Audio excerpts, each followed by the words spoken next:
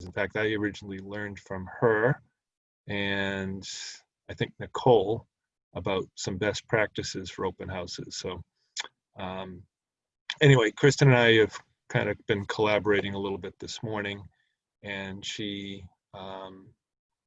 will be doing a lot of the discussion with this. Who on here has already done an open house in the last, say, 3 or 4 weeks? Anyone? Not I. Okay, Mark. Teresa, did you do one on your property? No, just by appointment only. Okay, all right. Awesome. Honestly, I have not had an open house myself during the pandemic. Actually, the last listing I had, we canceled the open house because we accepted an offer before we got to it. And Kristen, you've already had one, right? Yeah.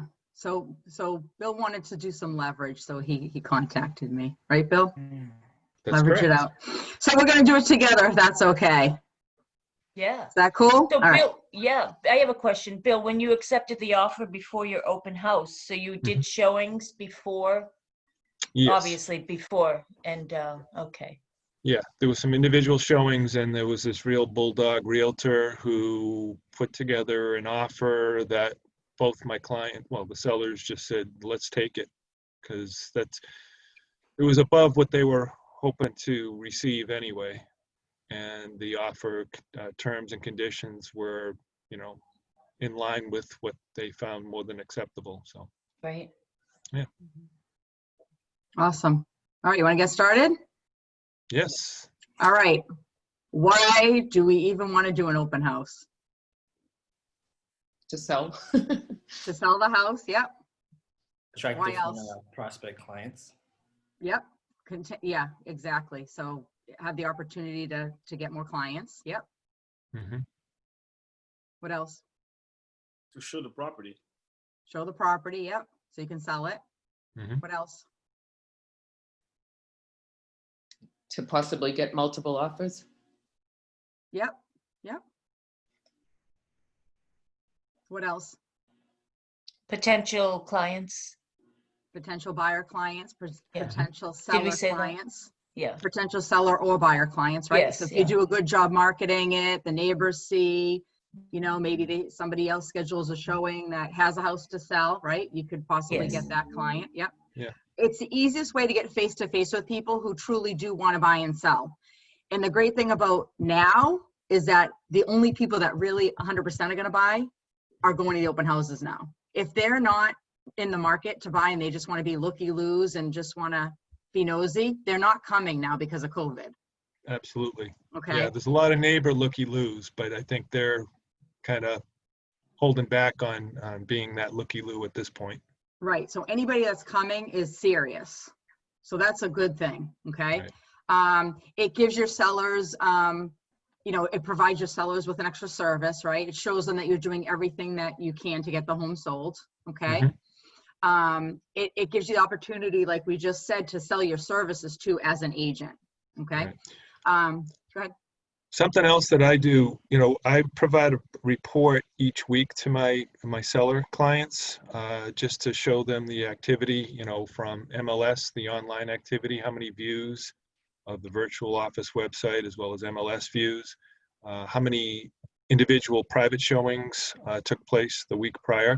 And then having an open house, I can also add that as a statistic on my my showings log, how many people attended the open house or how many groups attended the open house. So again, it just kind of backs up the effort that I'm putting forth to try to get their home sold. Mm-hmm. Yep. It's free advertising for you. Okay. In the old days when we used to put out signs, it was great advertising for your signs, but right now we're not putting out signs. Okay. We want to make sure that we don't, disrupt the public with putting signs out, thinking, what are they doing? Why are they having an open house? We're supposed to be, in self-isolation. So you don't want to put signs out right now. Okay. So those are the reasons why you would want to do an open house. Okay. First and foremost, my high C friend, Bill, would like to talk about the the rules around open houses, right? The NAR statistics of open Oh. houses, Okay. So, right? sure. Do you want me to share that piece or just talk about it? Just talk about it, yeah. Okay. All right. Well, now I got to refer to it. So what I did is in preparation for this today, I looked up on the National Association of Realtors site, and they did have some COVID-19 guidelines. So it did state the whole thing about gatherings of 10 or more persons be avoided, what precautions should be taken. So basically they're suggesting less than 10 people, really only allowing one buyer group to tour the home at a time. Be sure that the guests maintain social distancing of 6 feet or more. Require potential buyers to wash their hands or to use an alcohol-based hand sanitizer upon entering the home. You know, they even stated here either removing shoes or wearing shoe coverings like shoe booties. Check with the client before using any cleaning products and recommend that the client also disinfect the home after the open house, especially commonly touched areas like doorknobs and faucet handles. And then there was a question, is it okay to ask individuals whether they are sick or have recently traveled before entering the home? And the answer from NAR was yes, you're never required to put yourself at risk in servicing a client. And it is reasonable to ask whether they are currently sick or have recently traveled. But to avoid any fair housing concerns, make sure you ask all buyers on an equal basis. Is it possible to put like a message, or would that feel or no? Yeah, you could type something out and put it on the door. You could have. Yeah. Maybe it's less awkward. Yeah, I mean, but you do want to ask just to, because I mean, again, you have to have them say no to you. If they read and go, yeah, I was, but whatever, and just keep moving in. Mhm. I mean, they may not even be honest anyways. They may tell you, no, I feel fine, even if they don't, because they want to see the house. However, you're protecting yourself, you know, by asking, and, you know, for the people that are honest, Mhm. you know. And that's a protecting your good seller. suggestion though, Brian. It's almost like a disclaimer, having that printed out, and then you're just reiterating what the disclaimer says, Mhm. just to cover yourself. Exactly. Yep. Doesn't hurt to be overly cautious. And Bill, where do you get that disclaimer? What the the stuff I NARS? was just, yeah, the stuff I Yes. was just reading. Yes. Yeah, so there was, I think, you know what I did is I actually Googled COVID-19 realtor open house best practices or something like that. And then there was a link off of the NAR site to Yeah, I'm that. sure the Okay. NAR site has it for sure. Yep. Awesome. Okay. All right, so I'm going to share my screen so we can actually go through this. So you can actually see this, but so we can go through pretty much your step-by-steps on how to conduct an open house in a controlled way based on, you know, the COVID-19 situation. Okay. So the week of the open house, so you're going to want to advertise the open house. You want to set the day and time. So you definitely want to schedule yourself, you know, at least 4 days ahead of time, because you're going to want to put it into MLS, which we're going to talk about that in a minute, and just give you time if you wanted to send out any mailings. If you were going to send out mailings, I do recommend you do it. Again, the post office could be more of a delay now than ever. So you have to be careful with that, because you want to make sure that they get the mailing before the open house actually is, right? But on the other hand, to Bill's point earlier, you know, he had to cancel his open house. So if you send out a mailing and then you cancel the open house and those people still show up, you know, they're going to be banging on the seller's door. So you really have to be so you have to be strategic about it. I mean, I don't at this point, you know, if it's part of your marketing plan like Bill's is, because he does do the mailings all the time, you know, that's fine. But, you know, if you don't have the funds to do so, then that's something that I wouldn't even bother doing, especially now, doing the mailings. If you're going to do a mailing, do it to promote yourself, you know, and your services more so than an open house that could possibly be canceled the next day. Okay. Right. So give your time, give yourself time to do that, okay?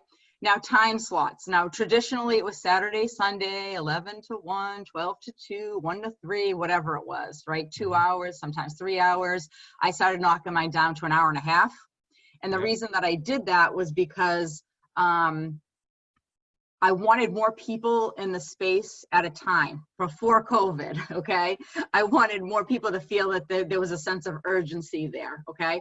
So I would knock the time down. Now, because you're gonna have to like stand outside for the most part during the open house, I personally would, knock it down to an hour and a half. If you're getting a lot of requests to see it, then certainly extend it the hour, okay? But it's entirely up to you. If you want to be there 2 hours, great. If you want to stand there for 3 hours, go right ahead, okay? So pick when you want to do it. You could, try lunch hours, sometimes 11 to 1 time frame if you wanted to do something different, or commuter open houses or twilight open houses, which would be weeknights, 4 to 6, 5 to 7, something like that. I will say that last summer, when I got back into selling real estate, I decided to do them during the weekdays at night for two reasons. One, I wanted my weekends off. Two, so do the clients. They want to have their weekends, right? And three, it was something different. And I will tell you, I had more people come to my open houses on Wednesday or Thursday nights than I did on the weekends. And I would always say, thank you for coming today. Was this convenient for you? I just, and I would just build rapport with them, but tell them I decided to do it during the week so that, the customers could have their weekends to themselves, and they were like, yeah, we love it. Because how many weekends are in the summer? Not many, right? Would you consider that a commuter open house or just an Just open an house open that wasn't house. held on the weekend? Okay. Yeah, an open house. I mean, I named a commuter open house because that's the time frame, and that's what we used to call that. But yeah, I mean, I would just schedule as a normal open house. It would just be on a Wednesday or a Thursday. I found to be the best times. You can do it whenever you want. I typically would do it like 5 to 7, just because 4 seemed a little too early because people, if they were getting out of work at 5. Okay. Right. Preview the property. So if it's not your listing, it would be a good idea to preview it. Now, based on COVID, maybe a little bit more difficult. It's going to be a case-by-case basis. So it's going to depend on how sensitive the sellers are and the listing agent if they want you in the house beforehand. I always suggest doing it before the open house for a few reasons. At least you can kind of drive around and see what's in the area. You'll know the house. And if you have any questions about the house, you can ask the listing agent before the open house, right? I'd rather give a list of questions to the listing agent on a Wednesday than 5 minutes before people are coming in the door, okay? They may allow you to get in there, just say, hey, listen, I'd love to go in on this day at this time. I'll wear my mask. I'll wear booties. I'll have gloves on, or I'll sanitize my hands, whatever it is. I just want to run through really quick and get a look at the house. I'm sure it won't be a problem, okay? If they don't allow that, then just come earlier to the open house, 15 to 30 minutes earlier, and walk through the house then, okay? Fair enough? Does anybody have any questions? No, so far so good? Okay. All right. So we're setting up what day, what time. Now we've got to get people there. We got to invite them, right? We don't want to waste our time getting dressed, looking all pretty, and going to the house and stand there by ourselves, right? Because we want to sell at a house, or we want to get, some more clients out of this, okay? So you want to invite people. So again, use your COVID-19 precautions and be sure you leave instructions everywhere, okay? So like Brian said, post something on the front door. Put it online, okay? If people call you, reiterate it, just so everybody understands that you are going to follow these protocols, okay? So on all open houses, make sure to write the instructions. So this is a sample, okay? So if you go into MLS and you click on the little balloon and you add in when the open house is, this is something that you're going to want to write. I would also write this on all my marketing material too. If I'm posting it on Facebook, Instagram, I would have this same type of script. Now, again, it could change. This is just a sample. So it just really depends on what you're going to be doing, what your agreement was with your client and the listing agent. Okay. So Open house, Wednesday, May 20th, 2020, from 5 p.m. to 7 p.m. Appointment required. Please contact your name and your phone number and your email to schedule a time to see the property between 5 and 7. You have to be very detailed because a lot of people don't read. They'll see open house and just show up. They won't even call you or read the rest of it, okay? Right. But with that being said, with that being said, we want to do everything we can to control it the best that we can. Will people still show up without calling you first and setting an appointment? Probably. That's okay. They're going to have to wait until there's a slot open. Okay, just have them wait in their car. Okay, so please bring your mask with you and gloves if you have them, okay? I know that I'm not supplying any masks because mine haven't come in. I ordered them months ago and I still don't have them. Everybody has masks now, so they can bring their own, okay? I do have gloves and booties, so I have no problem giving to them. But if they have their own and I say bring them, great, it saves mine, right? I end up having more by the end of the day. I got a question. Yeah. So gloves, obviously, you wear them once and throw them out. Is that the same with the booties? That's a good question. I mean, I did a showing, I did multiple showings one day and we just used the same ones. Right. I mean, you know, the other thing too is like, it's the gloves. I mean, depending on who you talk to, a lot of people think the gloves are worse. I think the gloves are worse. I'd rather sanitize my hands or wash my hands than have the gloves on and touching everything. And even though I sanitize my gloves, I still don't think they're as clean as they would be if I used it on my hands. So with that being said, the gloves and the booties, talk to the listing agent or the seller, if you're the listing agent, on how they want to handle it. Do you prefer that people wear gloves or not? And then make that in the instructions. Do you prefer that they wear booties or take their shoes off? Or are you okay with them wearing their shoes? Because a lot of people, because when I've been doing showings and making phone calls, they're like, no, you don't need to wear your booties, that's fine. A lot of people don't even care about that. It's more about their hands, okay? Yeah. So just check on what the precautions are, and then whatever they are, make sure that you advertise those. Got So one then you more can- question on this Yeah. too. What if somebody asked to use the bathroom?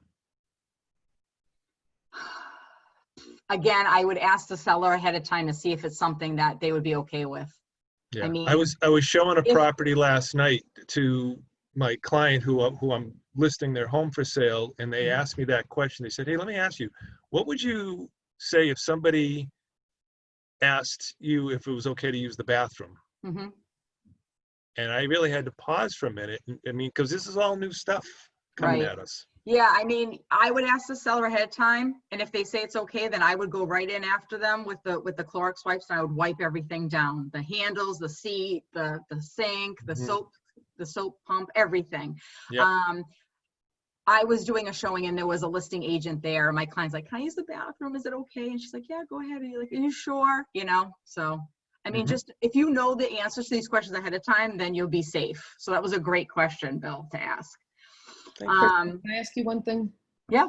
So when you give everybody a time, so what do you call out their name, or how do you know, like? Yep. Well, I'm going to talk about that. Okay. Yep. Okay. Yep. So let's just jump back to the marketing, but I will cover that for sure. Question. I have what's a that? quick one. Yep. Are these standard procedures, or it's just because of COVID-19? I mean, as far as like the appointments and all that stuff. So these are COVID Yeah, Okay. This is COVID. So I changed my presentation based on COVID. Okay. I have a longer one for non-COVID, like things to bring, what to do, you know, give away, but we're not doing that now. Okay. Could you, excuse me, Mhm. could you put an open house sign out, but maybe add a rider or something that says by appointment only, like just in front of the house, so that, you know, people would recognize the house, but then, you know, just also to flag it in the neighborhood? Well, typically there would be a for sale sign on the house anyways. Yes. There would be Right, that. okay. So if you wanted to put a rider that said by appointment, of course. Yeah. The open house sign the day of, I guess it would really be your call. I mean, I didn't do it. Okay. I mean, it'd be your call. I wouldn't put them out. I mean, if you want to put it in front of the house so they know where the house is, but if you already have the sign, people are going to know where the house is. You know? Well, the only exception would be if it's a condo where you're not allowed to put a for sale sign out front. But Yeah, like if they didn't know how to get to there, it may be in front of the condo door, possibly. Yeah. Yeah. I guess you'd have to use your best judgment on that, to be honest. Right. Okay. And then you can make instructions. No more than 3 guests will be able to be in the home at a time. There could be a slight wait. Please be patient.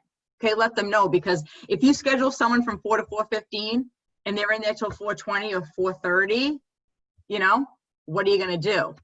Right.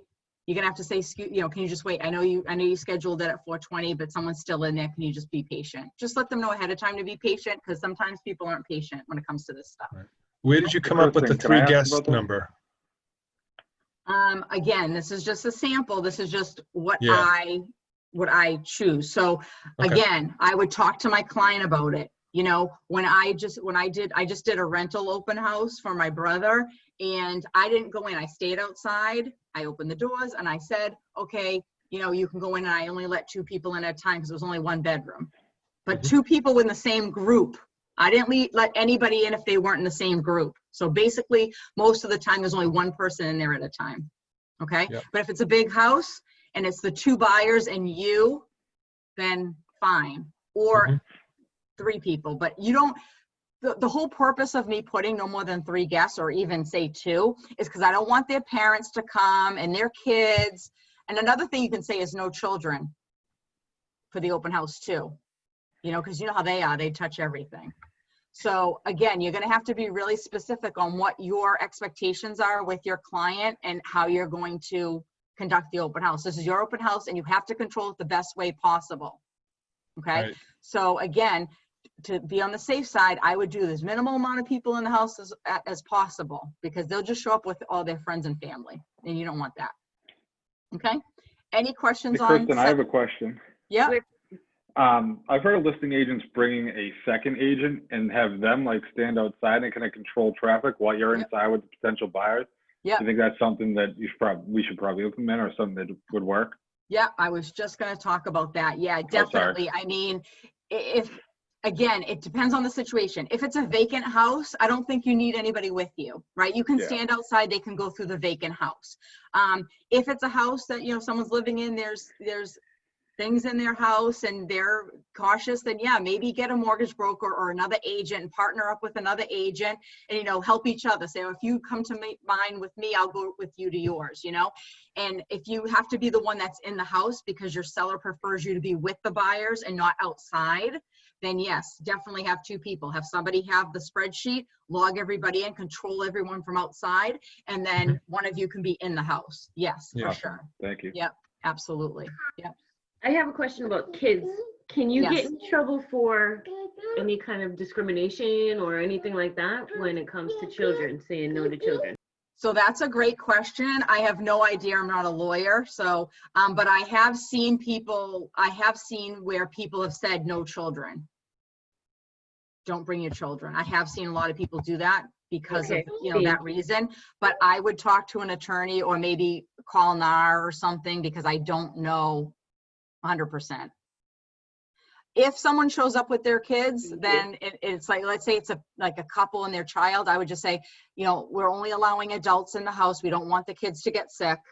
You know, even if you don't want to post it online publicly, I would say, we don't want the kids to get sick. You know, we're really trying to control the open house here. Can one of you just go in first with me or with whoever's in the house? And then Mhm. the other one can go in and just someone can sit with the child in the car. Yep. People know, you know, people know, and they're going to understand, they're going to respect it. They're used to it by now. So it's really not going to be a big deal. Yeah. Well, But- hopefully people respect that.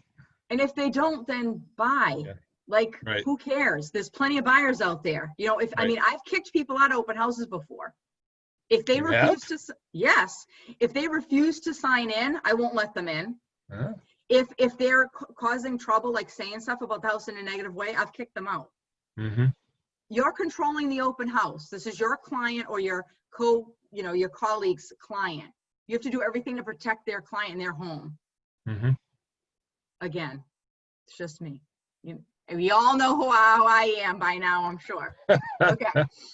No surprises. Okay. So now we have to market the property online. Okay. Obviously, what we just went through the script is online. So social media. So post it. Enter into MLS with the little balloon. It will then feed to Zillow, Realtor.com, Trulia, your website, all those things automatically. So you don't have to go in there and do them on your own. Facebook, Instagram, you can do a video. Maybe if the listing agent has a video that you can share saying, hey, this is the house, I'm doing an open house. You can put that on there or just do your own marketing pieces. And again, I would put that script of showing instructions attached to anything else that I've marketed, right? So in the descriptions or whatnot, okay? You can post it on the My Market Center 735 Facebook page, okay? And you can create a landing page from command and share that on your website or just, you know, through social media. Does everyone know how to do that? Super easy, and it's actually pretty awesome. Has anyone done it? No. No? Didn't Corey Morris say he's going to do a class about landing pages? I did see him. I don't know when it is. I did see him make a comment on it. I actually just watched a video on, which one was it on that I saw? Command Your Conversion. I think it was that one. You can go to YouTube and put it in there. I mean, I'm sure Keller Williams has one. I know Scott Leroy has one. It's so easy to do. You'll learn it in like 2 seconds. But it makes it look really nice. The only thing is you have to have the listing in order to do it, because oh no, you don't. I didn't say that. They changed. Never mind. Delete. Okay, moving on. All right, so email your database, email other agents. You know, you can do the reverse prospecting through MLS, or, you know, if you just have a group of agents that you've done business with and you have like them in a database, email them. You can give them calls, okay? Call people. I know you love to do that, I'm sure. We all love to make calls. So call people that you feel that maybe know someone that might want a house that you're doing an open house on, or maybe some of your potential buyers that are a good match to that house. You can do cold calling around the neighborhood. Just check with the listing agent first, okay? We're not doing door knocking anymore, so don't do that. Sorry, Bill. Bill's really Yeah, I good at know. door knocking. It worked for a while. I know. Maybe someday. Okay. Yep. What about those things that, I know Lisa does this a lot, she puts those things on the doorknobs The that door just says hangers. door, yes. Lisa, are you still? Lisa's here. Lisa, are you doing door hangers? Maybe she walked away. We can ask her. I'm when she- here. Oh, there she I'm is. here. You know what? I haven't done them really since we started Mhm. the past 8 weeks. I haven't done them. Yeah. I'm not sure. Yeah. I mean, I think it's kind of like doorknob. You're still walking up to someone's door. You're touching their doorknob. Like, it just may freak people out. I know. I think in a little bit, I probably will put them back up again. I mean, if the people are getting mail, so why not? Mhm. You know, you can, Yeah. and the American Home, the warranty ones, they say like you're invited to the open house. I mean, you could maybe modify that, but at Mhm. least you have your phone number there if somebody has a question. Mhm. I think that it would be fine. I mean, it's getting warm. They're grabbing their mail. They're not going to get mad about that. And if they are, oh well, Yeah. how many? Well, I think things are starting to open up now, so it won't be as bad as it was, 3 days ago. Exactly. Right. And that's So. free. You have exercise. You get yourself out there. They know what's Yep. going on. Mhm. What the heck? What else? You might as Yeah, well. just have your mask on, have gloves Mm-hmm. on, have your Lysol under your arm and your Yeah. sanitizer under the other, whatever. Just have your hazmat suit on. I mean, look really sanitary and go for it. Non-threatening. Exactly, non-threatening. Direct mail, we talked about that earlier, so it does cost money. So if you don't have, lead with revenue. So if you don't have it, don't do it. And again, it's time sensitive. The mail doesn't come as fast as it used to, as we all know. The houses go so fast now that you could cancel the open house before you even have it, because you may have an offer. So again, use your best judgment. It's your business. So if you feel like you want to do it, go for it. I just caution you too about timing. And if you do have to cancel it, there may still be people that show up because they got the mailing and not realizing it's under contract. And then they're knocking on your client's door. So just something to think about. okay? Right. Have a spreadsheet, okay? So I'm gonna show you my spreadsheet. It's wicked simple, okay? And I didn't even fill it all out because I just did this for you. Well, I added columns for you guys for this. Can you see that?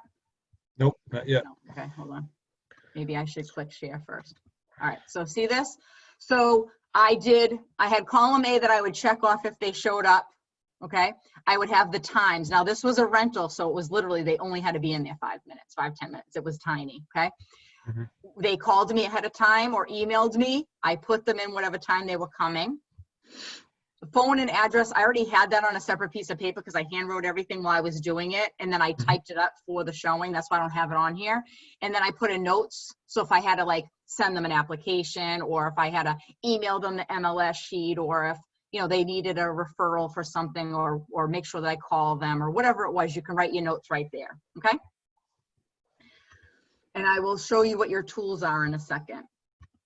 All right. Oops. I've actually taken a buyer out to an open house during the COVID, and it was the same type of setup where there was somebody outside, like a helper, that was greeting everybody, and then the actual list agent was inside the home. Mm-hmm. And it worked out well. We probably had to stand outside for about 20 minutes. This was before we actually scheduled the time. Mhm. But, you know, it gave us an opportunity to at least take a look on the outside of the home. And I think it overall worked out well, and it's become a new standard. So Mhm. people are pretty open to the new concept. Right. Yep, for sure. So yeah, so have your spreadsheet ready. So while people are calling you, emailing you, even if they're agents and they want to schedule a time slot, just, you know, do your spreadsheet, super simple, and just type it in when they call you. So you have everything ready for the open house day. Okay. And then depending on how big the house is, you'll have to decide, do we want to do 15, 20-minute slots? Do we want to do longer? You know, it's up to you on how fast you think people can go through. Okay. You want to know where like the schools are, coffee shops, supermarkets, the highway, the train stations, you know, drive around before the open house, you know, a couple days before, kind of get a lay of the land, look at a map, you know, that kind of stuff. So that when you're, you know, you still have to build rapport with these people. Okay. So and again, you know, when people are coming in, you can talk to them outside, get to know them a little better, say, hey, you know, just so you know, the highway's 10 minutes down the street, and it's Route 3, and the train station's a mile that way, whatever it is, just kind of give them some information so that they know that you're the expert. Okay, we still need to build those relationships even though our faces are covered. Okay. All right, day before, call your sellers, or you call the listing agent if you're not the listing agent, okay? And ask them to remind the sellers about the open house, coach them on how the house should look, and let them know when you'll be arriving. So toilet seats down, you know, lights on, bedroom doors open, closet doors open, cabinet doors in the kitchen, closet doors, you know, lights on in the house, all that kind of Beds stuff. made, laundry Beds put away, made, laundry put away, clean no dishes in the kitchen. sink. Yeah, the typical stuff, and then add on opening the doors and turning all the lights on so that no one has to touch anything is basically what we're doing. Okay. Mhm. If it's summertime, you know, have them, you know, turn the air conditioner on if they have AC, you know, like an hour or two before you get there, just so the house is nice and cool. Okay. Can you hear my phone? Yes. I'm sorry. Okay. Day of, you want to look and dress professional. Okay. I know that, you know, we all of us have been just wearing sweatpants for months now, but you know, it's time to take a shower and put our makeup on and put our heels on or our suit or whatever and look professional. Okay. You still want to stand out of all the other agents. Okay. Because these people will be going to other open houses. You want to be the one that like, wow, they actually got dressed like it's, you know, it's a real job here, not like this other one that's still wearing sweatpants. Okay. Mhm. You want to, the whole goal is to get more clients here. Okay. Arrive at least 15 minutes prior. Okay. Now, if this is this is a hot house, it's gorgeous, it's priced right, it's in a great area, you know, it's going to sell quick and people are probably going to show up earlier, then show up earlier. Okay, that way you can walk through the house, make sure everything's open and the lights are on and everything's ready for the open house and things are put away like their jewelry and credit cards and their bills and all that stuff. So you can have time to go through and be there in case people show up early. Okay. And then you're going to stand outside and greet your guests. Okay. Again, it's a great idea to partner up if you can. Okay. Just to have, more people there. But again, it's case by case basis and it depends. If it's a vacant home, I don't think you need more than you there because you can just stay outside. Okay. All right. What are your tools? So you're going to need your mask. Extra masks if you have them. Like I said, I don't have extra masks because you can't even buy them anywhere at this point. Ones that are disposable to give out. So just make sure that they bring their own. Everybody knows to bring their own. They have to anyways, so you're not gonna have a problem with it. And if they don't have the mask, then they can't go in. Sorry, the instructions were you needed to bring a mask. That's it, then they don't go in. It's okay, don't worry about it, okay? Lysol, Clorox wipes, booties if the seller wants them to wear that, or they can take their shoes off. Gloves if the client wants it. I know that some houses I've been into, the homeowners have been nurses and they don't want you to wear gloves. So just make sure you know what the requirements are. I would bring hand sanitizer, your clipboard, because a clipboard is way easier, right? It's way easier to take notes on when you're standing outside, because remember, you don't have a counter to lean on anymore. Right. Pen, your MLS sheets, I would still print them. I would put them in there. And I would ask if somebody wants one. So would you like an MLS sheet or would you like a listing sheet? And if they say yes, then I would take it out. Okay. Your spreadsheet, obviously, so you know who's coming. I'd have some business cards with you because you may make a relationship with somebody and you may want to say, would you like one of my business cards? So make sure you have them with you. And then your agency disclosure, have that on the clipboard too. If you want to post it, it's supposed to be posted. So if you can put it in maybe one of those plastic things that stand up, you know what I'm talking about? They're kind of like L-shaped, and you can put it somewhere. You can do that or tape it somewhere or just disclose it when you're standing there. Okay. How about on the kitchen counter? You could put it on the kitchen counter and just say there is a disclosure form for you to read in the house. You could do that. The requirement just has to be out in full So view. someone to see it. Yep, exactly. Yeah. Awesome. Any questions on that so far? No? Okay, cool. All right. Now here they come. We did all that work and now we have people. Yay! Okay. So again, these are just sample scripts. You're going to have to change things depending on the situation. This isn't like a boilerplate thing. So, hello, I'm Kristen. Thank you for coming to the open house today. Are you Sally? Okay. Now, normally you wouldn't say that because you wouldn't know if it was Sally, but you have your spreadsheet. So you know Sally's supposed to be coming at 5 o'clock. Are you Sally? No, I'm Jane. Okay. No, Jane. Did you schedule a showing? No. Okay. Then you can either take their name. Okay, what's your name? What's your number? What's your email address? And then you can let them in if Sally's not there. If Sally's there, then they're gonna have to wait. Well, Sally has an appointment. Could you just wait and I'll get you in as soon as I can. Make sense? Mhm. I wasn't gonna write all that script. We could write scripts all day long about it. Okay, nice to meet you. I'm the listing agent, or you'll say I'm hosting the open house today. Okay. We're using COVID-19 precautions today, so please wear your mask, gloves, booties, whatever the instructions are, okay? Are you currently sick or have traveled out of state? Okay, great. We'll check them off. Give them some information about the home, okay? You could ask them if they'd like a listing sheet, either before or after, entirely up to you on how your process is. I would give them information like, there is central air, the 4th bedroom doesn't have a closet. I don't know, I'm just thinking of stuff right now. The seller would like a late closing, whatever you would say about the house that you would normally say, just to give them some information, okay? And then let them go in or go in with them, okay? All right. let them know too before they go in, just say, all the lights are on, all the doors are open, the cabinet doors in the kitchen, just please don't touch anything as you're going through the house. If you have any questions or if you'd like to see anything that you can't have, that you don't have access to right now, just come out and let me know, okay?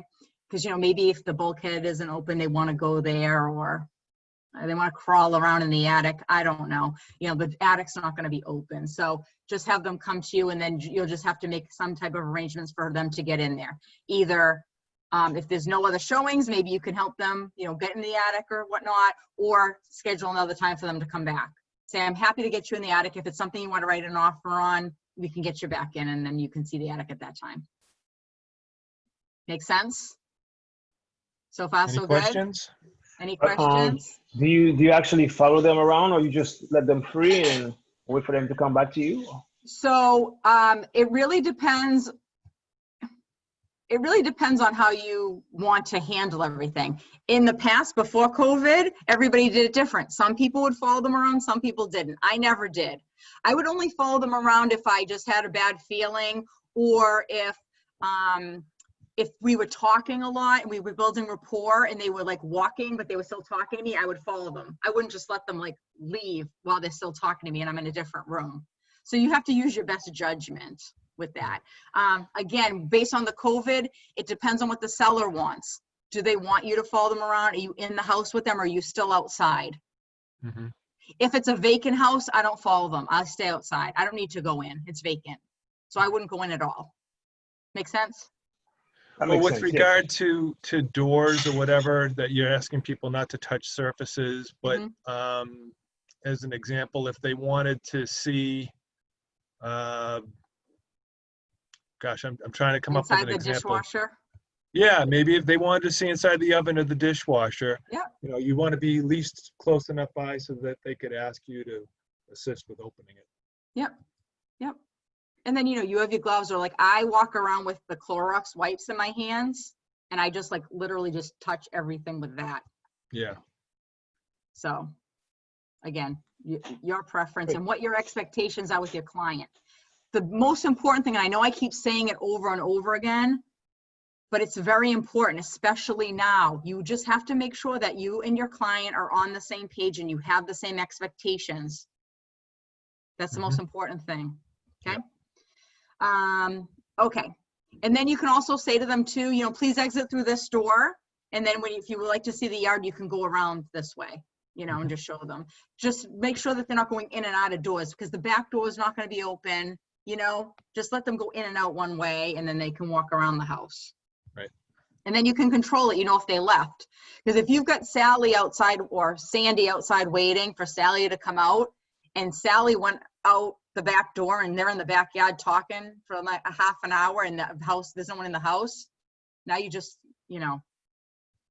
messed up the whole list of, clients. You know what I'm saying? All right. Okay. All right. So we've gotten the showings. They're in the house. They're looking at the house. Great. Okay. So after the open house, go back through the open house. Okay. Go back through the house with your Clorox wipes and wipe everything down. Every light switch, even though it's on, doesn't mean they didn't touch it. Okay. I would do the light switches, the doorknobs, inside and outside the doorknobs, anything that I think they touched. I would like literally walk through and go, oh, they probably moved their hand across the counter, in the kitchen. I would wipe that down. Everything. I would just wipe it down. Again, it's just showing that you're professional. It's a service you're providing. You can let your client know that you did it. Are they going to do it anyways? Sure. Good. Let them do it. But the fact that you did it and you took that extra time is it's just showing you're just this much higher level agent than most agents are. So just do it. It's fun, actually. It's actually not that bad. I mean, it's not like cleaning. It's like, oh, yay. I don't know, whatever. I liked it. I enjoy it. Okay. Actually, while I say that too, is when I'm with clients doing showings, not open houses, but just showings, I do the same thing. So I have my client walk in front of me and I have a Clorox wipe and I wipe everything right behind them, right in front of them. They walk down the railing and they hold the railing to the basement. I wipe it when we go down. And then when they walk up, I wipe it back when we go up. That's just something that I do. If you want to take on that practice, go for it. I think it's a good thing to do. And it also shows your client that you're being cautious. of somebody else's house and of them, right? Right. I got a thought here. So typically I have the individual like half-size clipboards that I ask people to use to sign in, and I try to capture their name, address, phone number, email, whatever, whether or not they're working with the realtor or not. So that whole format has changed up where we now have essentially maybe a helper out front with the clipboard checking people in.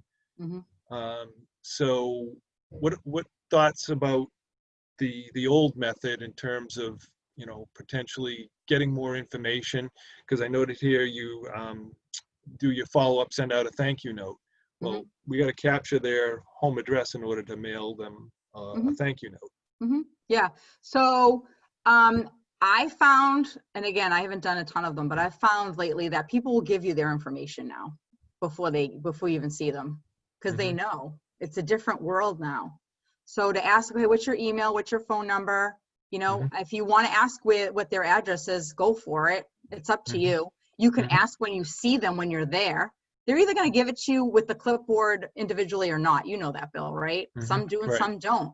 Yeah. But now instead of them writing it, you're writing it. You can ask the same word. You can ask the same questions. Just have your spreadsheet laid out the way of all the questions you want. Are you working with an agent? Just ask them and then write yes or no.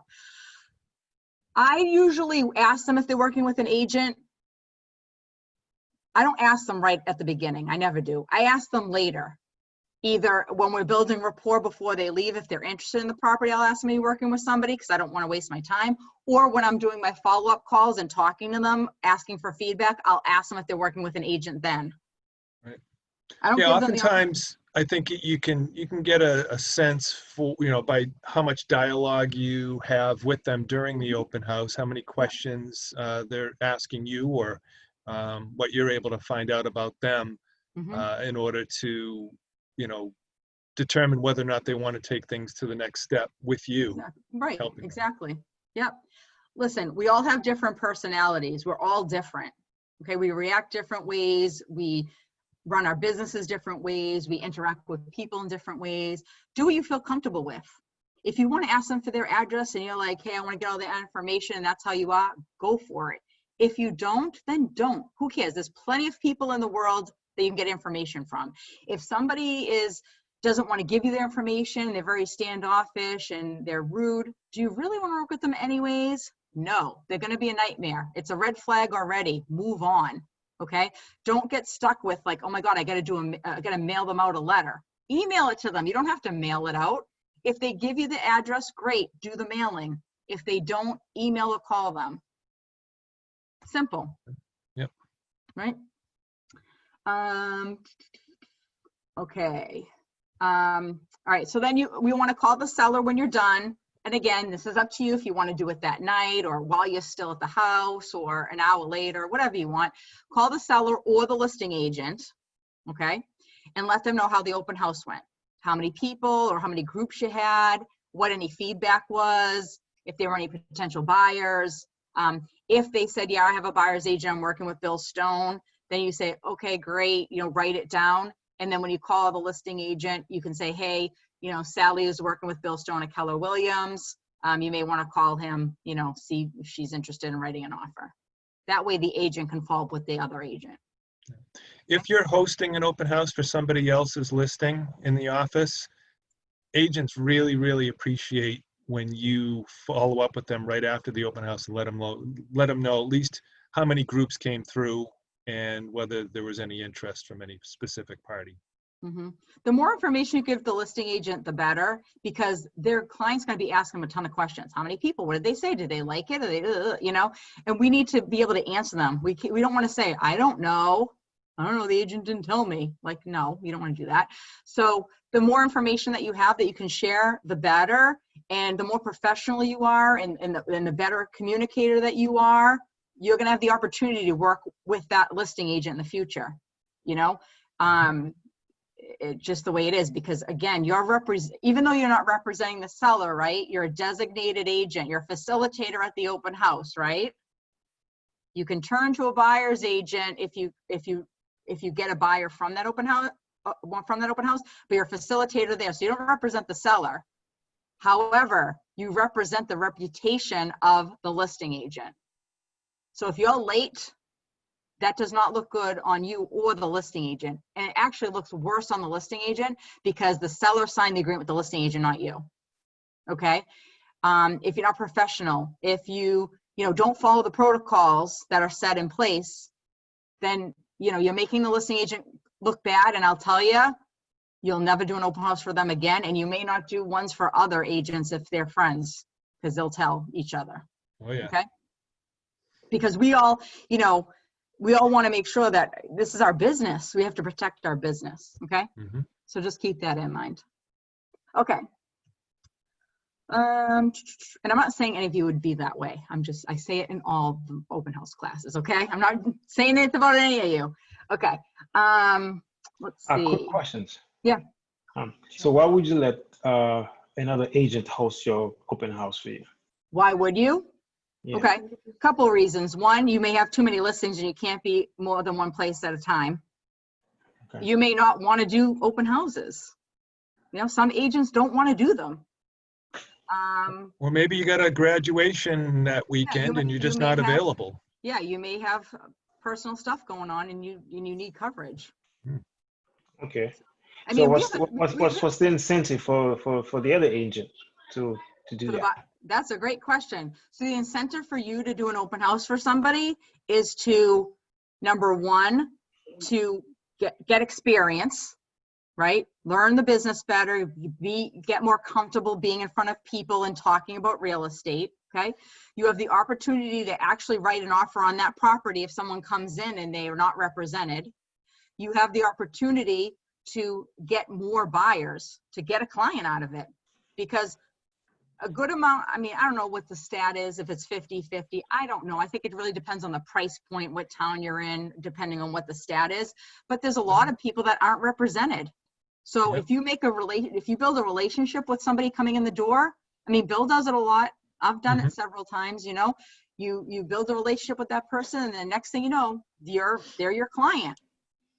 Yeah, I've pulled statistics from my past years of sales just to look at what the source was of the lead or the client. Mm-hmm. And I want to say 50% anyway came from meeting people at an open house.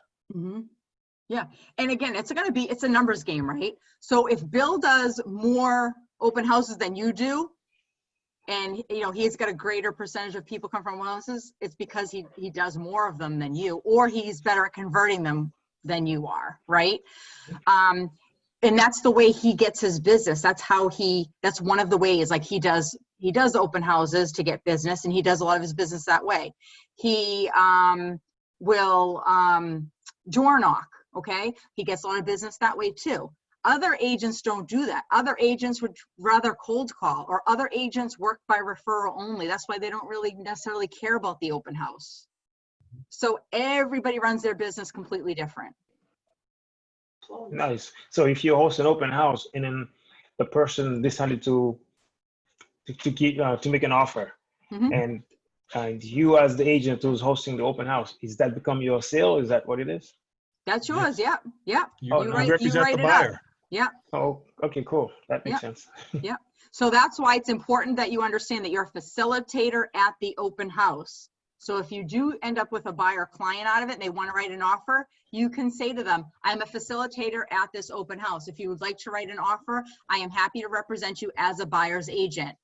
Even though this agent who has the listing is in my office and we're colleagues, the listing agent is representing the seller and I would be representing you. So there's no conflict.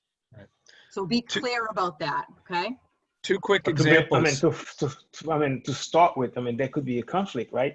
Because you actually, you owe fiduciary duty to that, that person at that moment that you decided to represent them. To conflict with who? The seller or the listing agent? Well, obviously, if I'm hosting the open house right now, I'm representing the seller. No, you're not. If it's Oh, your no. listing, if it's your yeah, okay. listing, you If it's are. your listing, you are, Oh, okay, yes. okay, If, that makes okay, sense. yes. So yes and no. So if you're the listing agent, yes, you are representing the seller. Then you are not representing the buyer if a buyer comes in. If a buyer comes in and writes an offer on your listing, if your property that you're hosting open house, you can still write the offer, but you are representing the seller. And you fill out the mandatory relationship disclosure, checked off seller that you're representing the seller. You're not representing the buyer, but you can write the offer. Okay. Okay, Some agents are not comfortable with that, and every case is different. So sometimes if you're the listing agent, you're not comfortable with that, then what you would do is you would call another agent in the office, a friend of yours, someone that you trust or that you think will do a good job and get the deal done, and refer them the client. That way you still represent the seller and they represent the buyer. wonderful. If you're not the listing agent and you're only facilitating the open house, you're literally Vanna White, you're opening the doors and letting people in, you are not representing the seller. Only the listing agent's representing the seller. So once that open house is over, you can change from a facilitator to a buyer's agent if they want to write an offer on that property or if they want to find something else. Great, that I Does that didn't know. make sense? Does that make That makes sense? sense. Okay. Thank you, yep. There is an agency class that Rich Lannon and Melissa Garlisi do, and they talk about that. It's very important that you understand where the client comes from, okay? We won't get into agency, but if you have a question about it after, I'm happy to answer. Okay, Wonderful, thank you. so follow up. Okay, so you want to follow up right away. Now, people have different thoughts on this. Again, this is your real estate business. You can do whatever you want. That's the beauty of it, okay? We just give you kind of like standards, okay? Some agents will call, like if the open house is Saturday, they'll call them Saturday afternoon. Or if it's Sunday, they'll call them Sunday afternoon or that night. Some agents will wait till Monday or Tuesday. I know agents that will wait a week later because they feel like if buyers are going out looking at other open houses, then all the agents will call at the beginning and then no one will call them the following week. So you do whatever you feel is right for you. And I also would do it based on the relationship that you've built with that client then. Because if you built a really good relationship with them and you're like, wow, this is great. They love me. They're going to work with me. Yay, I just got a buyer out of it. Call them really quickly. Don't wait a week because they could go to Bill's open house and go, oh, I really like him too. And Bill might call before you and then now you lost a client. Make sense? Yep. Yeah. All right. Am I talking too fast? Yep. I know I'm talking too fast for you, Bill. I talk too fast for the S's and the C's. Those IDs, we're all on the same boat here. All right. And she doesn't even drink coffee. I don't drink coffee. I know. I'm sorry, what's your name, by the way? Me, I'm Kristen. Oh, yeah, I'm sorry. I'm using the office one. I'm Kristen Bucher. Thank you. Kristen, can I ask a question? Yes. You said if you were the listing agent, you're not able to write an offer for someone that comes in without a buyer. Couldn't you have them sign the dual agency? So? No. Okay. So you can write an offer if you're a listing agent. You can, but you're representing the seller. Okay. So on the mandatory relationship disclosure, you check off seller because you're the listing agent. You have an obligation. You signed a contract with the seller.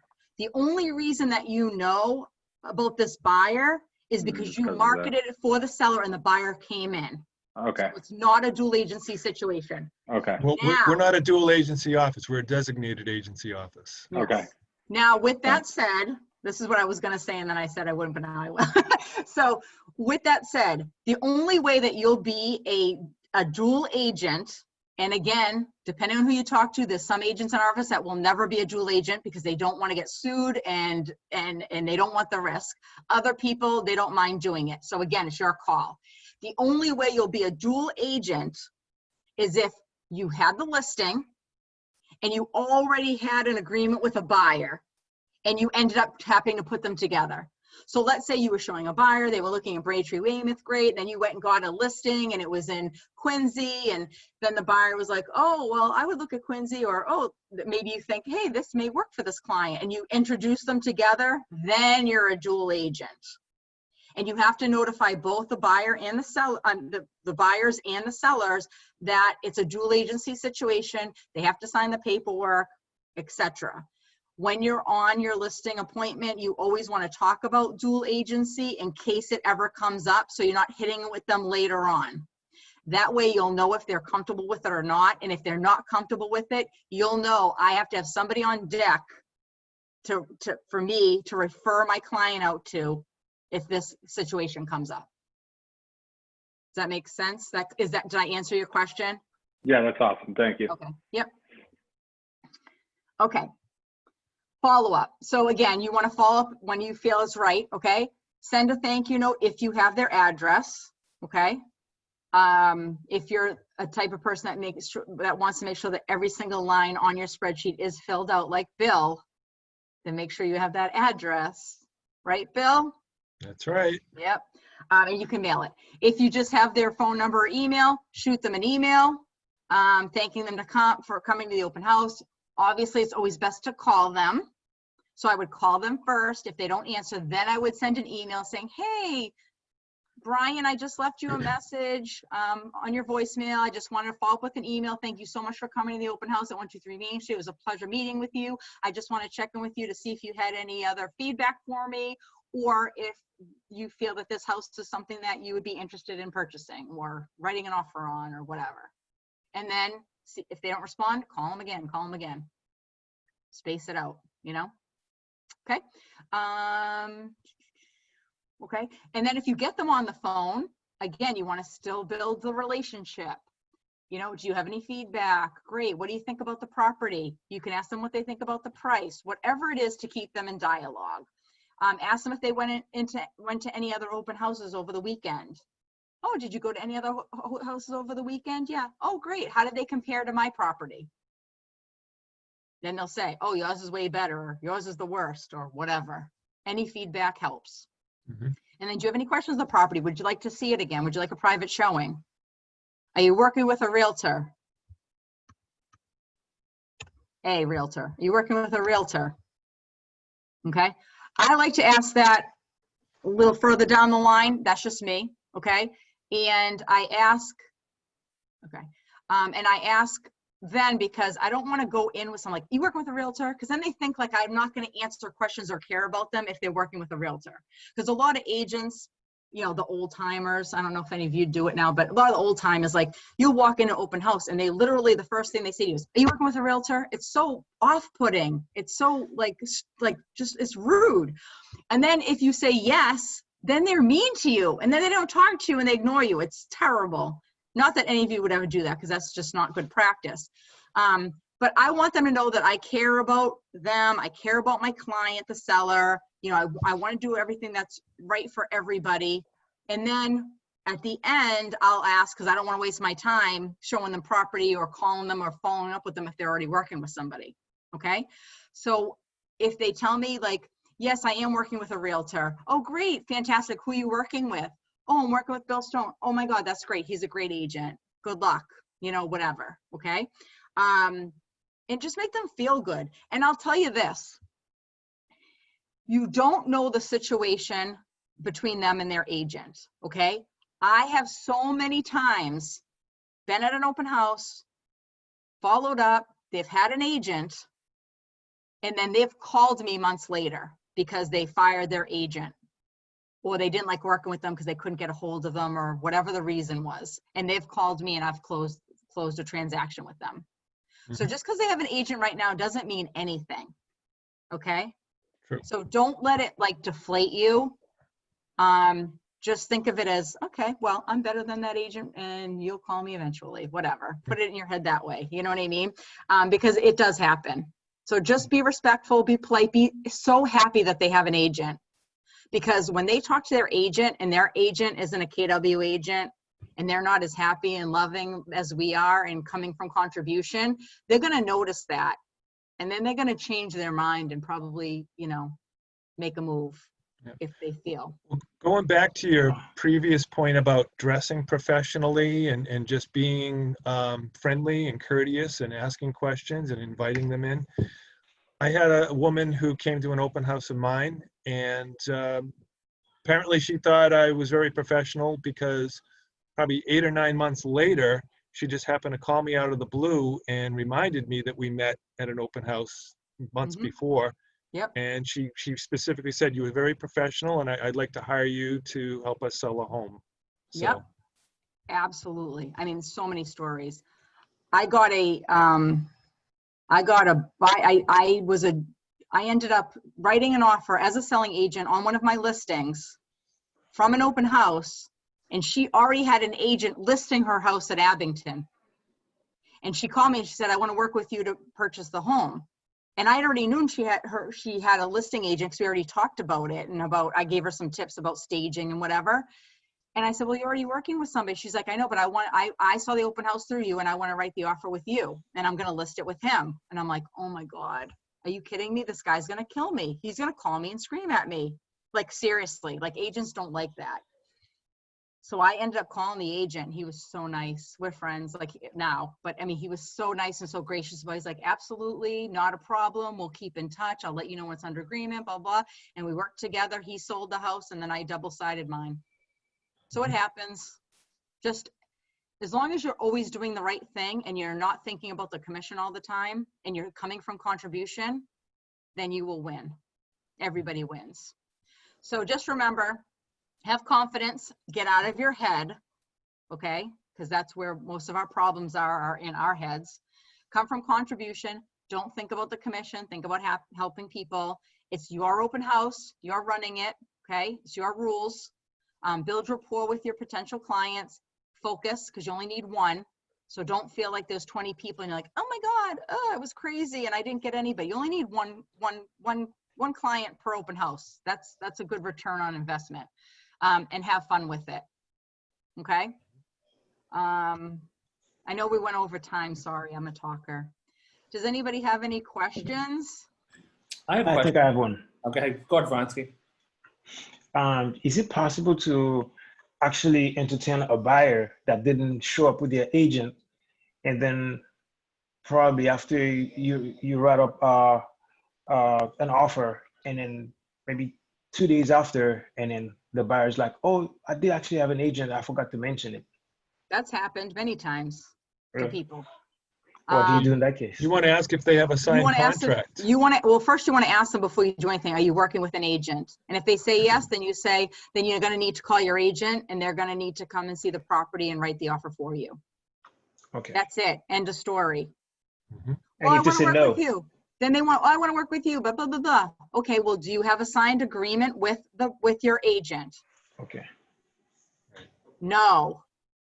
Okay. And I mean, again, it's what you're comfortable with. I would dig a little bit deeper because I don't want to deal with the backlash. I don't have time to deal with it and go to court. So I would dig a little deeper. When was the last time you talked to your agent? Why do you not want to work with your agent anymore?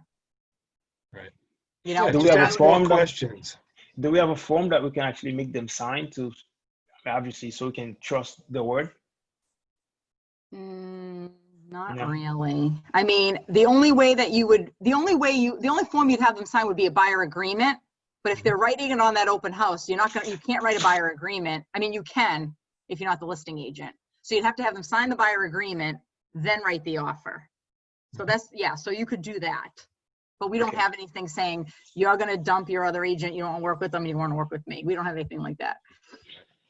So, but yeah, I mean, honestly, Brian, it's happened before because people don't want to ask the question, are you working with an agent? They just think I'm just going to steal this person, but you never steal a person. It always comes back. You know, I had one of my clients called the listing agent to see a property with her mother. I didn't know. I mean, I tell them just to call me and I'll show them and whatever, like not call the listing agent because they're not representing you. They're representing the client, their seller. But you know, sometimes they don't listen to you and they do their own thing. So they went and did it. They showed them property. The agent was like emailing them and stuff. Well, she was at the uptime desk at one of the offices. So she just got the call and jumped up and went and showed the property. It wasn't even the listing agent. Then she just kept calling my client and emailing, and my client's like, I already have an agent. Well, shame on her. She didn't ask, are you working with somebody? Because they would have said, yeah. And then she would have said, well, then call your agent. But she didn't. So shame on her. My client didn't want to work with her. She called me, said I should pay her. That's her client. I'm like, you're out of your mind. It's not happening. Whatever. you know? So it does happen. You have to just deal with it. But, you know, some people, especially when they don't do a lot of business, they'll take anything they get. They get very greedy and they just fight over something that's not even technically legally theirs, Sure. you know? With that being said, a client is welcome to work with whoever they want. If they sign a buyer agreement with you and they don't like what you're doing because you're not getting back to them or you're not following what's on the buyer contract, then they don't have to work with you. What are they gonna do? What are you gonna sue them? It's gonna cost you, who cares? Like, just move on. I say to my clients all the time, if you wanna work with me, great. And if anytime you decide that you don't wanna work with me anymore, let me know right away so that I can focus on my other clients, because I'm gonna be doing work behind the scenes for you. And if you decide to work with somebody else, then I'm gonna take my attentions and put them elsewhere. I just say it right up front. I don't care. And they're like, yeah, oh yeah, of course. I think it really comes down to having strong, open Correct. communications with these clients. I've had people sign buyer contracts. I had this one couple over in Holbrook, took them out to see at least 6 or 8 different properties over several weeks.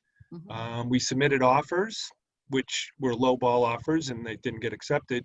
And then one day a new property came on the market. I called them to let them know and see if they wanted to set up a time to go see it. Oh, well, Bill, we actually just went to an open house over the weekend and we put down a $500 deposit. The agent that was hosting the open house wrote the offer, And long story short, they didn't honor the agreement that we had together, but, you know. What are you gonna do? Take them to court? No. I mean, it's No. not worth it, you It's know? not worth the time. Right. Right. Just, this is the thing. And if anyone has to go, I know we're running way over time here. So if you have to jump off, go right ahead. If you want to stay on, feel free. Bill and I will talk all day long. But, you know, at the end of the day, you're the real estate agent. You're the professional. You did your 40 hours. You took the test. You go to classes. You're learning what to do. You know, you think they know more than you, but they really don't. They just have a better aura about themselves. They're just more confident about what they don't know, even though it's, you know, more, right? So they'll talk to you like they know what they're talking about. In actuality, they really don't. Even a lot of other agents. I mean, I've had people that I coach call me and say, the agent said that, like I'll say, they didn't fill out the lead paint form right. You know, they have to do this and this. Then she'll ask the agent, they just say, no, I filled it out right. You don't have to do that, blah, blah, blah. And they say it with such confidence that my agent that I'm working with is like, well, they said that no. And I'm like, they're wrong. We're right. They're wrong. Like, but because they're so confident, we feel like they're right.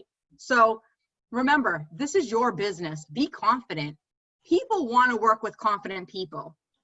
If you're going to be very like timid and like, I don't know, okay, I'm going to fill this out. I don't know what it says. They're not going to work with you, you know? But again, you know, don't be a personality that you're not either. It's kind of like, if you're not funny, don't be funny, right? Yeah. I'm funny, but you know. But so, yeah, so I mean, you really just, you know, don't try to be somebody that you're not either, you know? Yeah, no. I've actually hosted an open house and written an offer. I was hosting it for another agent, and one of the guests came in unrepresented, and she had me write the offer right there on the spot, and I ended up closing on that particular transaction. So, Mhm.